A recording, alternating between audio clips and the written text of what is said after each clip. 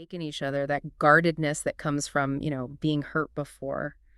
It's a reminder that even those who seem cynical have their own stories of love and loss. And yet, even with those past hurts and their different views on love, there's this undeniable spark between them. Their banter, so witty, sharp, you can just feel the tension, playful, and charged with something deeper. Let's go. Welcome to Witter. Who Has Time to Read? The podcast that brings deep dives for busy minds.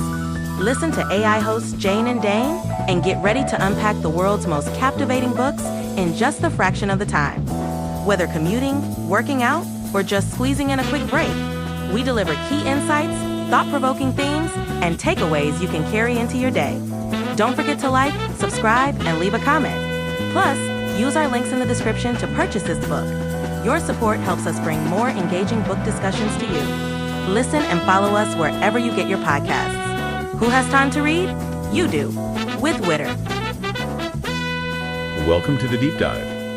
Today we're diving into some fascinating material you provided, excerpts from Emily Henry's Beach Read. It is interesting to think about how fiction, even romantic comedy, can reveal these truths about our own lives. Absolutely. And Beach Read really digs into those truths, like with January Andrews. She's a romance novelist who's hit a wall, writer's block after her father's death. Yeah. And then it turns out her dad had this whole secret life which just throws everything she thought she knew upside down. It's like Henry sets up this contrast between January's world of, fairy tale romances and then the messier reality that she's suddenly having to face. Yeah, like she's built her life on the idea that happy endings are a given, and then suddenly that belief is shattered, especially when she discovers her dad had this other life with a lake house in Michigan, and then all these revelations about, well, his fidelity or lack thereof. Right. Makes you wonder, how well do we really know anyone? And that's where Gus Everett comes in, the brooding literary fiction writer. Oh, yeah. He becomes January's neighbor,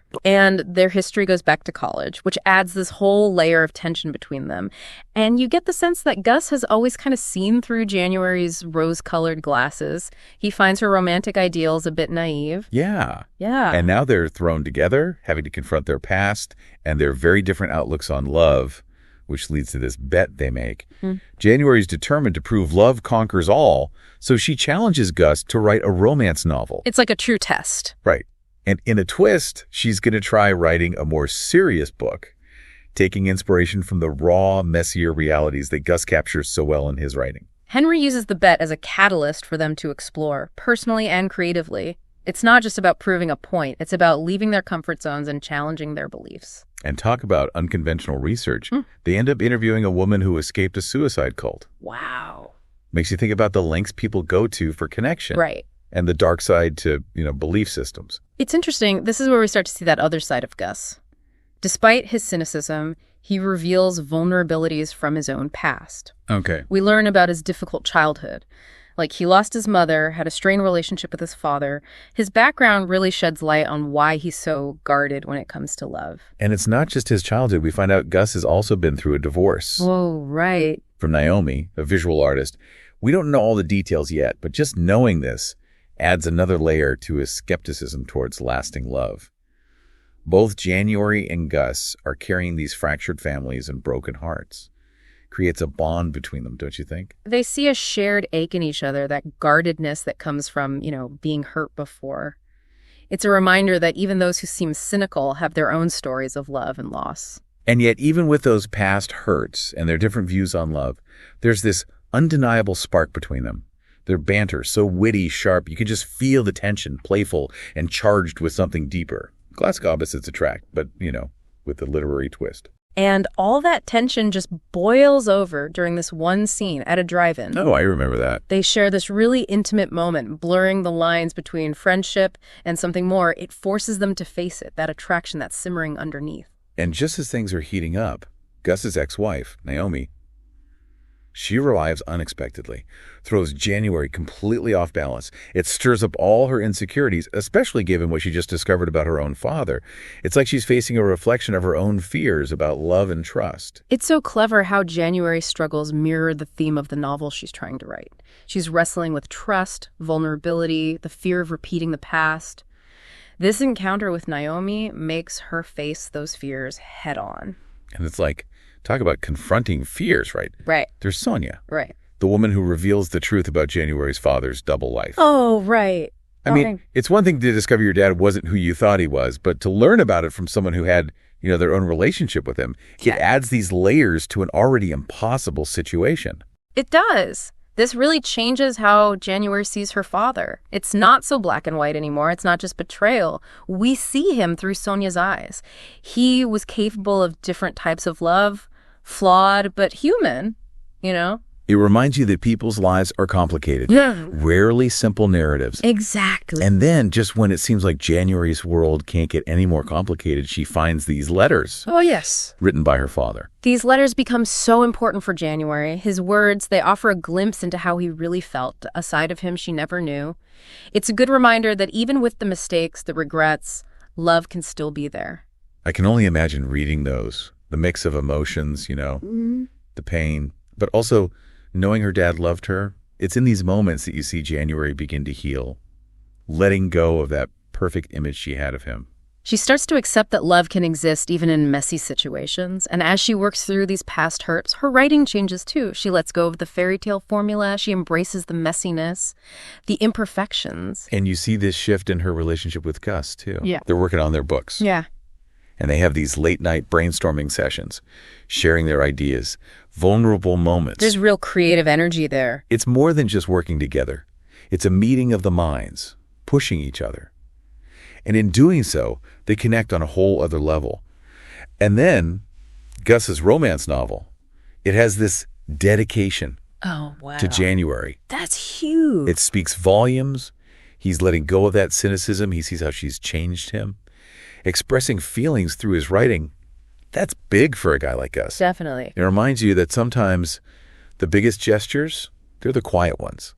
The ones that come from, really putting yourself out there. Yeah, yeah. And it seems like January and Gus, they're finding their way back to each other, letting their guards down. It shows a truth about love and relationships. You have to embrace it all, Right. The mess, the imperfections. It binds you together. It does. But even with this new understanding, there are still questions, right? Oh, absolutely. Will they be able to move past everything and build a future? And what about those secrets? The ones surrounding January's father? It's like Henry leaves us hanging. She does. Remember that safe? The Yeah. one January won't open, full of her father's things. Oh, yeah.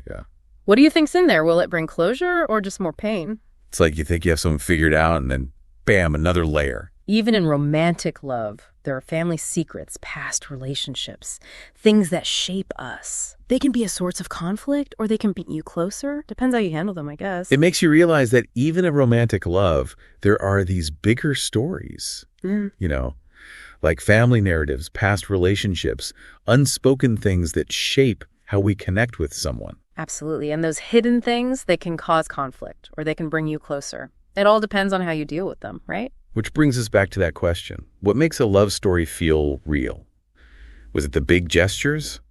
Or is it those smaller moments, the shared vulnerabilities, that messier side of figuring things out together? That's what I love about Emily Henry's writing. She doesn't shy away from the mess. She shows us love isn't always pretty or, predictable, but it's in those imperfections that we connect. It's like she's saying, life's going to throw you curveballs, relationships will test you, but it's how you face those challenges, how you love even when it's hard. That's what truly matters. Such a good message, especially if you're struggling with love, loss, second chances.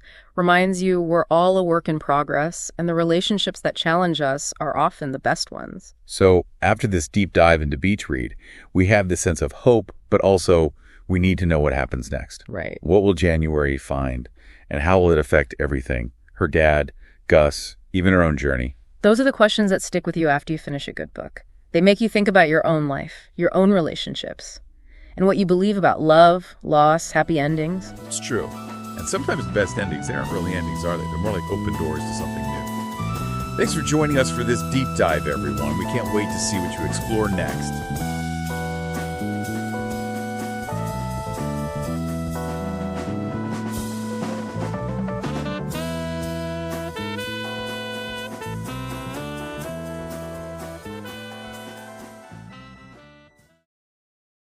Thanks for listening to Witter, Who Has Time to Read, produced by One Media.